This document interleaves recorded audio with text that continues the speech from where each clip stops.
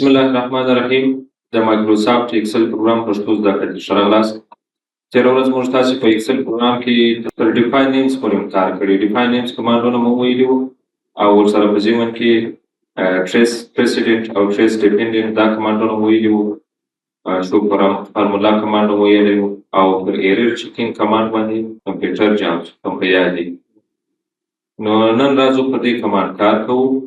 نه پوهېږم زما کمپیوټر څه مشکل لري، په دې کمانډ باندې جام کېږي. نو خبره په ایرر چیکینګ کې وله. د دې ایرر چیکینګ له لارې هم کولی شئ یو ایرر غلطي چیک کې وګورئ او د دې کمانډ له لارې هم کولی شئ. یوه لږه فارمولې له لارې هم کولی شئ. اوس مثال دلته راځو، یو عدد دلته لیکو او بل دلته یو نوم سره جمع کوو. مساوي سم کو شروع زوم دا عدد واخه جمع کله چې سره د دې نامه سره یې جمع بیرته قوس باندې انټر باندې دا یو ایرر سو، یو غلطي سوه. دا نوم عدد خو نه سره جمع کېږي. که غواړئ چې دا ایرر چیک کې وګورئ په دې کمانډ باندې کلیک وکړئ. په دې سم کلیک وکړئ. ګوره دلته ماته لیکي سی په شیټ 1 سی 5 خانه سي ده، سی کالم راته ښیي او 5 راته ښیي. مقصد هغه ادرس یې ټول مکمل په لاس راکوي. په دې سیل کې یو ایرر موجود ده. هغه ایرر د څه شي کم فنکشن په واسطه رامنځته شوی ده؟ د مساوي سم فنکشن په واسطه رامنځته شوی ده. سی 3 خانه جمع شوې ده له سی 4 خانې سره. دغه لس عدد جمع شوی ده د احمد له نامه سره. بیا که چیرې پر سټپ ان باندې کلیک وکړو نور پروسه هم راته ښیي چې مثال د سم فنکشن څخه استفاده شوی ده. سی 3 خانه کې چې ذکر شوی سی 3 خانه کې لس عدد لیکل شوی ده. بیا په دې کمانډ باندې کلیک کوو، لس عدد جمع شوی ده له سی 4 خانې سره. په سی 4 خانه کې بیا چې لیکل شوی ده د احمد نوم لیکل شوی ده. نو بیا ریزلټ یا نتیجه څه ده؟ هغه د ایرر رامنځته کړې ده. نو ګوره دلته ټول مکمل فورمول راته ښیي. د سم فنکشن په واسطه باندې لس عدد جمع شوی ده د احمد له نامه سره. نو دا کله کېږي؟ په دې خاطر باندې دا ایرر یا دا غلطي رامنځته شوې ده. که غواړئ چې دا بیرته اصلاح کې یا ایډیټ کې وکړئ، دا سی 4 خانه نه ده، دا خو د احمد نوم ذکر شوی ده. زه غواړم چې دا سی 4 خانه بدله کړم په بله خانه باندې، په بل سیل باندې بدل کړم. دا ورته کلیروو او راځم دلته په څنګ کې ورسره یو بل سیل انتخابوم. داسې مې انتخاب کړئ، انټر باندې کلیک کوو. نو هغه غلطي ګوره اوس اصلاح شو. په اصل کې دلته په دې فنکشن کې یا په دې فورمول کې سی 3 خانه جمع شوې ده له ډي 3 خانې سره. تر مو خلاصېږي؟ په دې ډي 3 خانه کې بیا کوم عدد نه ده لیکل شوی. که چیرې زه دلته یو عدد ولیکم دا خپله اتومات په دې فورمول کې جمع کېږي یا په دې فنکشن کې جمع کېږي. ښه نو دا د څه شي خبره؟ د ایرر یا د غلطي د چک کولو د کتلو خبره. بل کمانډ د واچ وینډو. واچ وینډو له لارې کولی شئ یو نوم مشخص کړئ، یو نوم په نښه کې بیا چې هر د ضرورت ورته پېښېږي کولی شئ هغه نامه ته مراجعه وکړئ. مثال دلته مې یو نوم لیکلی ده، دلته به ولیکو افغانستان.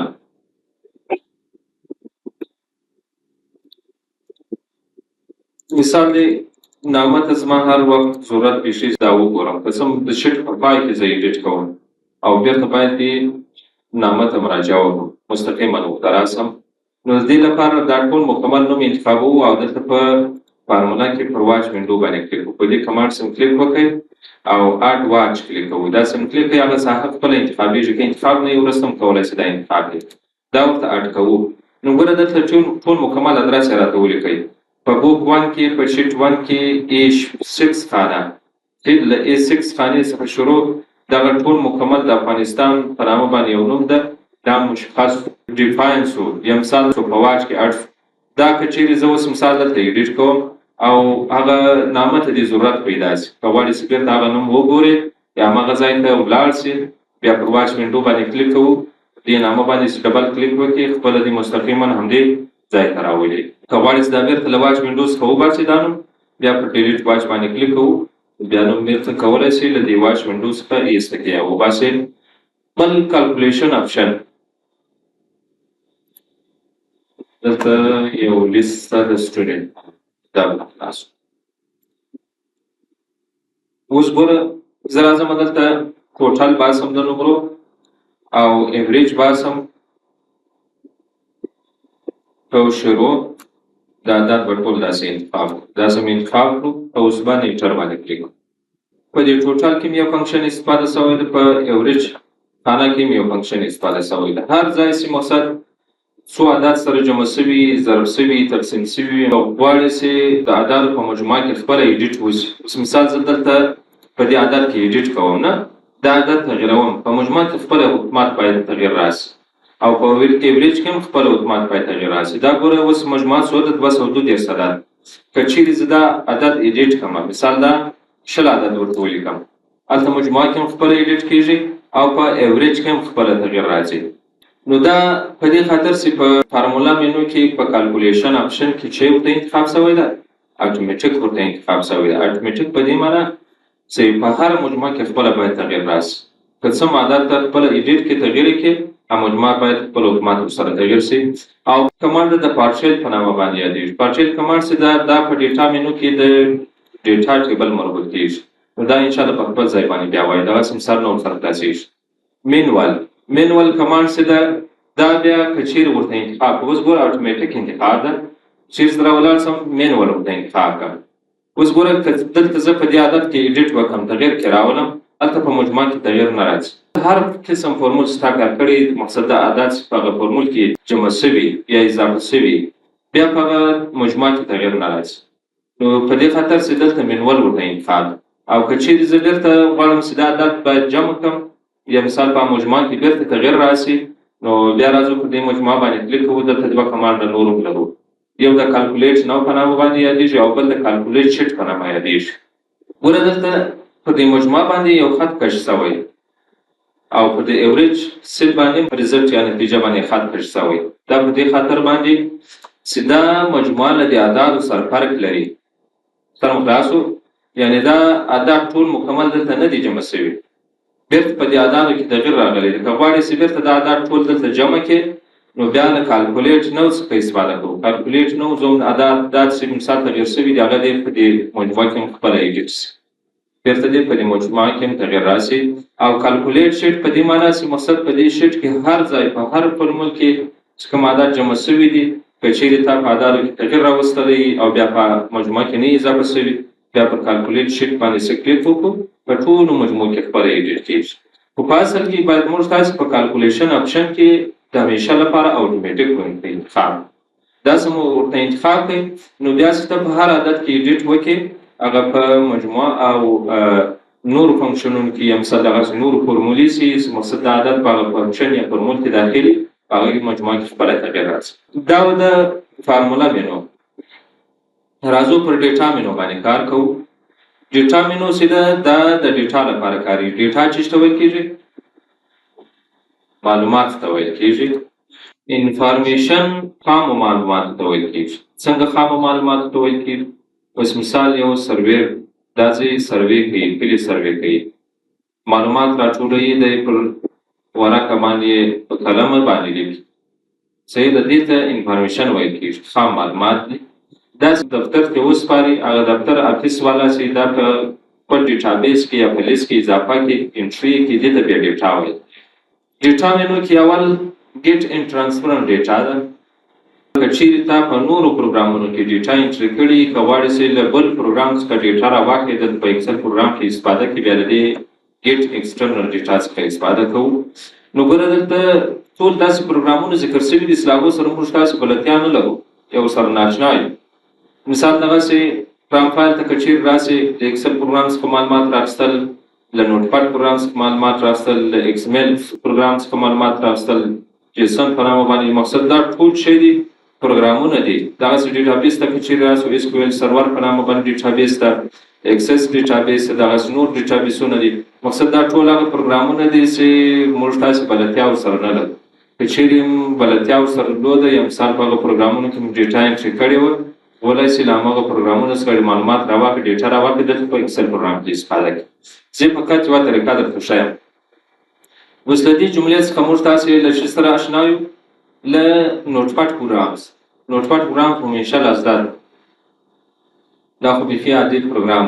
نو اکثره وخت کیدای شي تاسې په نوټ پاډ پروګرام کې ډیټا یا جدول انټري کړی وي، او که غواړئ چې هماغه جدول راواخلئ و ایکسل پروګرام کې را انتقال کړئ، نو بیا له دې کمانډ څخه استفاده کوو. دغسې ګوره د هر پروګرام لپاره جلا ځان کمانډ شته. اوس مثال زه راځم دلته په نوټ پاډ پروګرام کې یو لیست انټري کوم. نوټ پاډ به راخلاص کړو. دا دی راځو دلته یو ساده لیست جوړوو. نیم، جاب، سلري، دغسې ادرس، ښه. په نیم کې اوس مثال احمد ډاکټر ده، سلري یې 10,000 روپۍ او ادرس یې زابل. دغسې خان انجینر ده، سلري یې څو ده؟ 8,000 روپۍ او دا هم کابل ولایت. دغسې جمال ټیچر ده، دا هم 6,000 روپۍ معاش لري او دا هم د کوم ولایت ده؟ دا هم زابل ولایت. دغسې نور نومونه به مې څو ورته انټري کړو. ښه، اوس ګوره داسې یو جدول هم جوړ کړی ده او هغه هم چیرې جوړ کړی ده؟ د نوټ پاډ پروګرام کې جوړ کړی ده. زه راځم دا جدول دلته ثبتوم.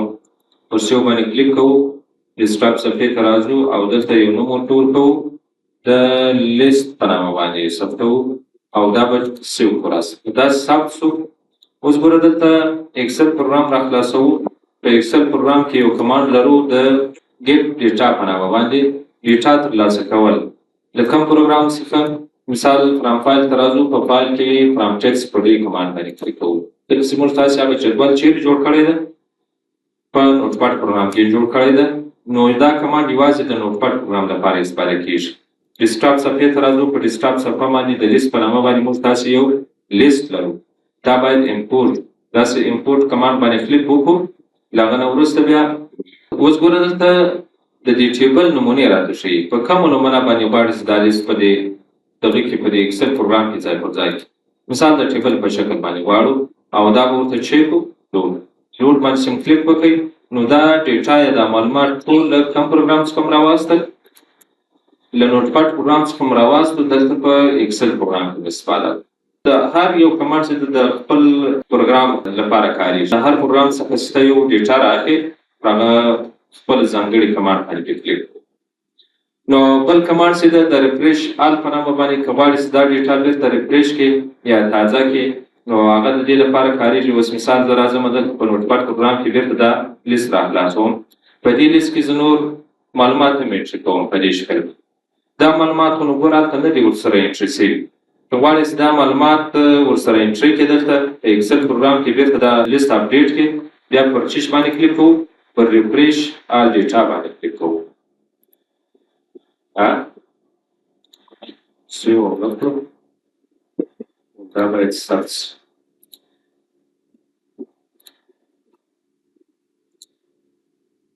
نو ګوره ریفریش آل په دې معنی چې هغه معلومات بیرته تازه کول. یعنې که چیرې هم تغیر په هغه معلوماتو وستلی یا مثال یو نوم یې ځینې ایسته کړی نو نومونه مو ورته انټري کړي. که غواړئ دا لیست بیرته اپډیټ کړي نوی کې بیا پر ریفریش آل ډیټا باندې کلیک کوو. بل کویریز اینډ کنیکشن دا بیا موږ ته ښیي چې دا لیست له کوم دغه سره کنیکشن یا ارتباط لري. دلته په کویري کې یا کنیکشن کې موږ ته ښیي. مثال دا د لیست په نامه باندې یو جدول هم راخستی دی له دې سره ارتباط لري. د یو بل پروګرام څخه هم راخستی دی. پراپرټیز کې کولی شي د دې فایل په اړه باندې معلومات وګوري. نور کوم مهم شی نشته پکې. ورک بوک لینک چې ده دا که چیرې تا له یو بل ورک بوک سره ارتباط اړیکه ورکړي بیا درته دا ته څه ښیي د ورک بوک یا د هغه بل ورک بوک په اړه باندې لینک یا معلومات ښیي. څه مثال له دې ورک بوک سره لینک لري یا ارتباط لري. صحیح ده. نو دا بیا هغه وخت کارېږي کوم وخت چې د اکسل پروګرام څخه موږ تاسې فرام فایل ته راسو. فرام اکسل ورک بوک له دې لارې د یو بل اکسل پروګرام ورک بوک ټول مکمل را انتقال کړو او دلته ځای پر ځای کړو. نو بیا دلته دغه ورک بوک لینک هم راته ښیي چې موږ تاسې له پلانکي ورک بوک سره لینک یا ارتباط لرو. بل ډیټا ټایپ ته راځو. دا ځینې کمانډونه شته ډیټا د ټایپ لپاره کارېږي، د ډیټا د ډولونو لپاره کارېږي. خو دا په اصل کې که چیرې انټرنیټ سره پاله بغیر له انټرنیټ دا نه کارېږي. اول سټاک په څه معنی؟ اوس مثال دلته مې یو نوم ولیکئ. نړیوالې کمپنۍ چې دي د دې کمپنیو نومونه ټول مکمل مشخص معلومات ټول د دې کمپنیو درته ښیي. اوس مثال ډیل کمپنۍ دی یا مایکروسافټ کمپنۍ دی یا ایچ پي کمپنۍ دی، دا خو نړیوالې کمپنۍ ده. که چیرې درته ډیل کمپنۍ نوم ولیکو، که غواړې چې د دې ډیل کمپنۍ په اړه باندې معلومات ترلاسه کړې، بیا سټاک په دې کمانډ باندې کلیک کوو. په دې کمانډ سم کلیک وکړئ نو ګوره دا بغیر له انټرنیټه نشي کولی چې کار وکړي. اوس مثال زه غواړم چې د ډیل کمپنۍ په اړه باندې معلومات ترلاسه کړم، په دې کمانډ باندې کلیک کوو او سلیکټ کوو. دا سم سلیکټ کړئ، دلته پر اوس سره په ځمه کې یو آیکن پاره کېږي، په دې آیکن باندې سم کلیک وکړئ. د دې کمپنۍ په اړه باندې ټول مکمل معلومات دلته په دې لیست کې ماته ښیي چې دا کمپنۍ په پلانکي ځای کې ده، په دونه وخت کې جوړه سوې ده، پلانکی مشر لري، په راس کې پلانکی مشر د دونه کارمندان لري، ټول مکمل معلومات په انګلیسي درته ښیي. نو دا سټاک د چیش لپاره کاریږي؟ دا د نړیوالو کمپنیو لپاره کاریږي. بل کرنسیز، دا بیا د کرنسي یا د پیسو د واحدونو لپاره کاریږي. اوس مثال افغانۍ ده، نښه یې چې ده AFN ده، یا مثال دغسې ډالر ده. که چیرې زه دلته راولاړ سم USD چې ده ډالر ده، زه راځم پر دې نامه باندې کلیک کوم. زه هم ماته معلوم کړي چې دا کرنسي د چی مربوط دلته اوس ګوره ډالر راته ښیي. صحیح ده، داسې راته وښوئ، زه دا انتخابوم او له هغه نه وروسته دا سلیکټوم. اوس ګوره دلته یو آیکن ورسره فعاله شي. که چیرې پر دې آیکن باندې کلیک وکړو نو ګوره د ډالر په اړه باندې ټول مکمل معلومات ماته ښیي چې ډالر دا شی ده او په دې هېوادو کې کاریږي، نو هغه ټول شیان راته ښیي. یا دغسې مثال جغرافي په اړه باندې، مثال د افغانستان نوم یې ولیکئ، افغانستان نوم یې ولیکئ. زه غواړم چې د افغانستان له نامه سره د جغرافیې یو آیکن اضافه کړم. په دې کمانډ باندې کلیک کوو نو ګوره دلته خپله مستقیما دا آیکن ورسره اضافه شو. دا آیکن سره خلاص کړو، په دې آیکن کې د افغانستان په اړه مکمل معلومات راته ښیي. څنګه خلاصېږي؟ د افغانستان نوم چې د اوس مثال کاپیټل میجر سټي د هغه کابل د دغسې لیډر یې څوک ده، هیبت الله خدادا صاحب، او پاپولیشن یې څو ده، 49 میلیونه څو نفوس لري، ایریا یې څونه ده، دغسې ابریویشن یې چې د AF ده. تر پایه پورې مقصد ټول مکمل د افغانستان په اړه معلومات تاسو ته ښیي، په دې لیست کې بیا درته ښیي.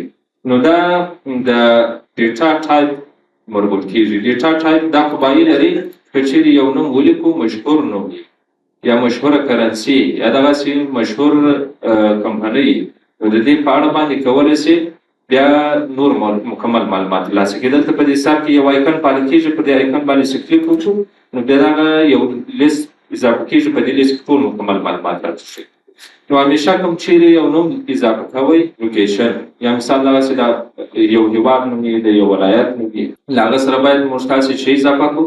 جغرافي آیکن اضافه کړو. دا آیکن سم اضافه کړئ، بیا دغه مربوطه ولایت یا داسې هېواد په اړه باندې ډېر معلومات ښیي. بل سورټ ان فلټر ته راځو. په سورټ ان فلټر کې دا کمانډونه هم ټول ویلي دي، په یاد هم دي. نو که چیرې بیا هم د چا نه یې زده، هغه زړو درسو ته یو ځل سر ورښکاره کړئ، یوه مراجعه ورته وکړئ، دا ټول درسونه په هغه کې تکرار شوي دي. د دې جملې څخه یوازې یو کمانډ چې د هغه د اډوانس په نامه باندې یو مهم کمانډ ده، نو دا هم کیدای شي نه یې ویلی. دا د څه لپاره کاریږي؟ دا د دې لپاره کاریږي، اوس مثال ته یو لیست را خلاصوو. دا لیست ده، زه غواړم چې له دې لیست څخه مشخص معلومات کاپي کړم، بل ځای پیسټ سره خلاصېږي. اوس ګوره دلته راځو یو کالم ورته اضافه کوو. دلته به ولیکو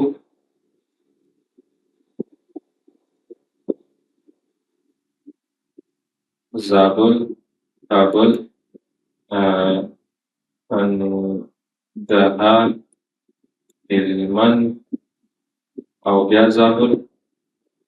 ښه خیر، پروا نه لري، زړه کې کوم. اوس ګوره دلته یو غټ لیست را سره موجود، تقریبا په دې لیست کې 500-600 زر نومه کې ذکر شوي.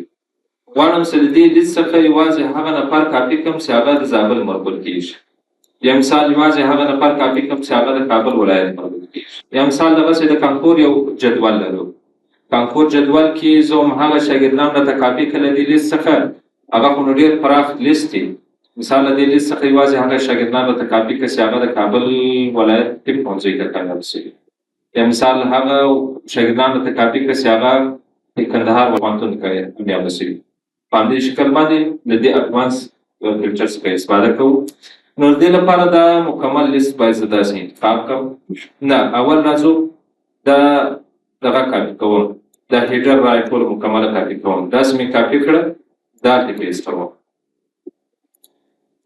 کنټرول وی دلته چې مې پیسټ کړه زه غواړم چې د پروینس له طریقه یا د ولایت له طریقه دا لیست ټول چڼ کړم صحیح ده دلته به ورته ولیکم زه هم یوازې د زابل ولایت شاګردان یا نفر چې دي هغه ټول په دې لیست کې راځي ځای پر ځای راځو دا لیست پخوانی لیست داسې انتخابو داسې مې انتخاب کوي په فارمولا مینو کې نه وګورئ په ډیټا مینو کې پر اډوانس کمانډ باندې کلیک وکړئ ډیسم کلیک وکړئ نو اوس ګوره دلته دغه لوکیشن خپله اتومات انتخاب دا که چېرې انتخاب نه یې پر دې باندې ټول باندې کلیک کوو دا جدول وروسته هم کولی شي ټول انتخاب داسې دې انتخاب کوئ د هغه نه وروسته راځو کاپي ټو انادر لوکیشن زه هم دا جدول دې کاپي سي بل لوکیشن ته کوم لوکیشن ته دې کاپي سي مثال شی دې په دې جدول کې کاپي سي یوازې په دې جدول کې دې دا ساحه کاپي سي مثال زابل له طریقه دې دا نمونه ټول شی سي کاپي سي